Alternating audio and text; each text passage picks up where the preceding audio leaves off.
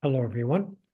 We often hear about high cholesterol causing high risk for cardiovascular disease, including heart attacks and strokes. Now, this video may change how you see things. By the end of this video, you'll know why some people with normal cholesterol levels still develop heart diseases and why other people with high cholesterol, high LDL don't. What labs do we need to order to assess our cardiovascular health? What is ApoB and why ApoB lab marker is the right risk indicator to heart diseases, including strokes and heart attacks?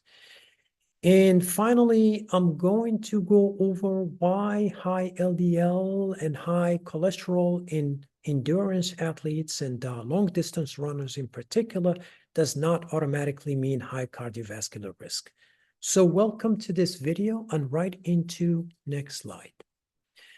So before we dive into this, just to share some numbers, in the US, in America, 1/3 of adults over the age of 40 are on cholesterol-lowering medication. So the standard lipid panel that we get in our yearly physical is what decides if we should be on cholesterol medication or not. But does this panel truly capture cardiovascular risk? And this is the question that we're trying to answer in this presentation. So let's look into this. The first thing to note, the standard lipid panel was designed and developed in the 1970s. Now, fast forward to today, 2026, we're still using the same test to assess modern cardiovascular diseases. And to put it simply, this panel hasn't changed for over 50 years. Now, this lipid panel measures the cholesterol quantity in terms of mass, but it does not measure how many particles that carry this cholesterol are actually circulating in our bloodstream. So the question remains, are we actually measuring the things that cause heart attacks and strokes? So let's start from the very beginning. What is cholesterol? Cholesterol is a type of fat. It's made primarily by the liver, with a small portion coming in from the food that we eat. Now, cholesterol does not travel in the bloodstream on its own. Why is that? Because it's not water soluble. So it needs a package. It needs to be inside the package. It needs a carrier. Now that carrier, that package is called lipoprotein. See, on the right-hand side of this slide, I zoomed in on one of these lipoproteins so you can see what it's made of. Now it is composed of lipo, meaning lipids of fat, and a protein. Now the protein part is very important. That protein is called ApoB. Now, each of these lipoproteins can only carry one and only one ApoB protein molecule. Now, because of this structure, we use this ApoB lab measurement to count how many particles are circulating in our bloodstream. Now, why do we care about how many lipoprotein particles? Now, we care because these lipoprotein particles, sometimes they get stuck in the artery walls and they form a plaque. Now, so the more particles we have in our system, the more chances of them getting stuck in the artery walls and forming a plaque. So the key point to note, the critical cause for this plaque buildup is driven by the number of ApoB containing particles, not just the amount of cholesterol that they carry. So this is a very important point, and we go to the next slide so we can see what's going on in the arteries. Now, this image shows that artery disease starts inside the wall of the artery. And this is how it happens. Small ApoB particles in the bloodstream, they slip through the thin inner lining and they get trapped just beneath the lining wall, as you can see in this image. The lining, the inner lining, is not a solid wall. It's more like a very thin filter and it has tiny gaps between cells. So small particles, an emphasis here on small particles move through those gaps and get trapped beneath the lining. Now, if we have large ApoB particles, large particles are bulkier and they're less likely to slip through those tiny gaps. So the bigger, the better. But the lesson here is the more particles you have, the higher the risk. So next slide. So here we see, we can see the real danger of these particles slipping through. And the real danger comes when that thin layer gets pressed. It suddenly tears and bursts. And that's when everything changes. So in this photo, you can see the blue line tearing and causing the fatty material inside the artery wall to spill directly into the bloodstream. So your body sees this as an emergency, just like a cut or an infection inside the artery, and it immediately sends clotting cells to the area. Now, that clot can grow quickly and block blood flow in matters of seconds. And when blood flow is blocked, obviously oxygen is blocked, and that's what causes heart attacks if it happens in the hearts, and a stroke if it happens in the brain. So we go to the next slide. So here I have two cases. One, we have two people here.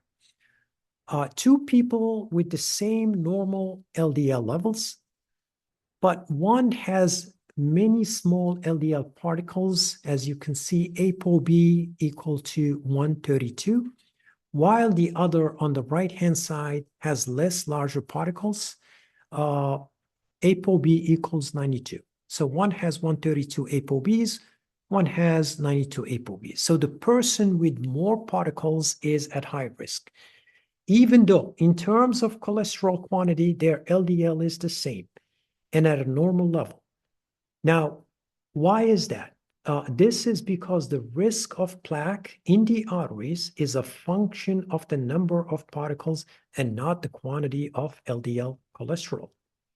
All right, and this is where ApoB lab test becomes very important to us, as we discussed earlier, but let's repeat it anyway.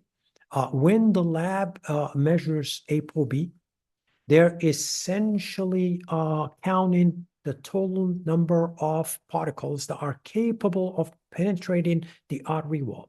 It gives a more direct measurement of the risk of plaque buildup.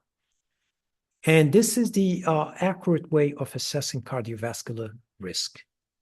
ApoB is not part of the lipid panel, and it's not part of the screening, cardio screening panel, unless you ask for it and order it separately. And I'm going to talk about that some more later. So we go to another case. Here,